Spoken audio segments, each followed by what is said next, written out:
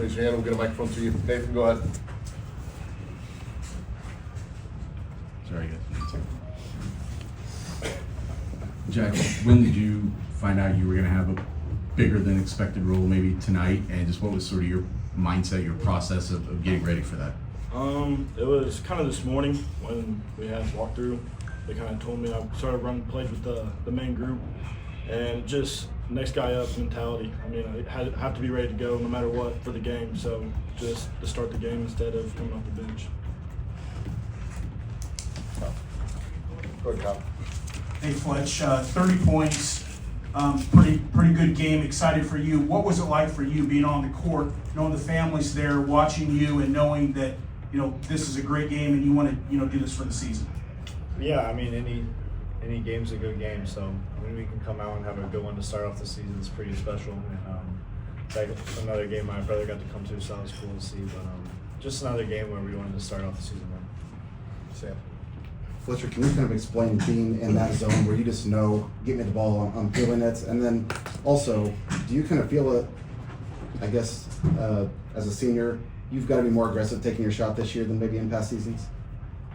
Yeah, I feel like everybody feels that way. I think we know the talent we have, we know the work we put in, so it's taking what's given to you. Obviously, you don't want to shoot tough ones, but when you got rolling, you might take a couple. But I think we all trust each other because we all put in a lot of work. So. And then being in that zone, just kind of what's that like when you're hitting like that? Yeah, I mean, it's stuff I work on every single day. So being confident in myself, whether I'm 3 for 15 at Kentucky or I'm 8 for 11 with 30 points, it doesn't really matter. Braden, how good did it feel to, I know you guys go against the same guys every day, but to finally get a chance to play a real game in front of your crowd here tonight? Yeah, I think that was the biggest thing just for everybody on our side. Just excited to go play somebody different because obviously we're competing every single day, all summer, and literally until this point. So we're definitely all excited for that, and it was really nice to go out there and actually play somebody different. Brian and Casey. Braden, what's it say about Jack that he's out there in his first game ready to shoot? I know that's a challenge sometimes for young guys, but also giving you the energy he gave you at times. Yeah, no, I mean, it feels good. Obviously having somebody that's willing to shoot it from 40 like he does. It's nice. It makes my job easier just because I know it's another shooter out there that's confident to shoot the ball, but at the same time, like, he understands his role and he knows how to play because obviously he's here for a reason. So, I mean, it's just a lot of different factors, but I mean, just having guys like that just ready to shoot, I mean, that's just what Hank preaches and we all talk about. So, Braden, especially early, it seemed like you were getting the ball on the move instead of just up top. Is that kind of an evolution of this offense? And just what does that do for you in a set, getting the ball kind of with a head start already? yeah, I mean, that's obviously our goal every time, especially in transition, just for me to get the ball and just get the guys running. I mean, we do it every single day in practice where we have the wings and the fours like JB and Trey. Well, we try to get Trey to run, but working on that. But getting like JB and Liam and all those guys running, just filling in those spots to where I can get in there and then just create and make it easy for them to just shoot wide open shots. So, like I said, like I just think it's fun being able to go do that and just spread everybody out and be able to knock down shots. Jack, you're a redshirt freshman and you're playing up a little bit size-wise. One of your big defensive assignments tonight was a 6'9" senior. Just why do you feel like you've gotten yourself, how did you get yourself ready for assignments like that this year, and how did you feel you held up defensively tonight? Yeah, I feel like last year I spent a lot of time in the weight room, getting my body better, and then just like knowing the scouting report and knowing what they like to do. I mean, we like to knock the post out, so we have help on the backside, and we double the post most of the time.